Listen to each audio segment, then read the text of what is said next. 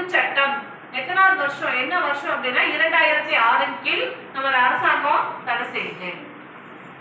மீறி அப்படி குழந்தை திருமணம் பண்ணா என்னெல்லாம் பண்ணுவாங்க? யாருக்காச்சும் அவேர்னஸ் இருக்கா?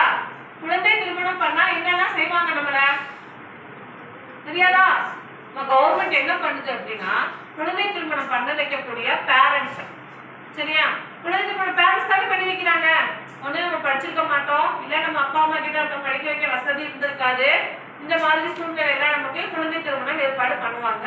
இல்ல அந்த பொம்பளை பிள்ளைகளை வச்சு நம்ம பாதுகாத்துக்கிட்டே இருக்கணுமே அப்படிங்கிறதுக்காகவும் திருமணம் பண்ணுவாங்க, அப்படித்தானே?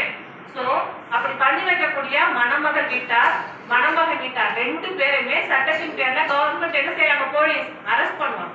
அவங்க மட்டும்தான் பண்ணுவாங்களா அப்படின்னா இல்ல.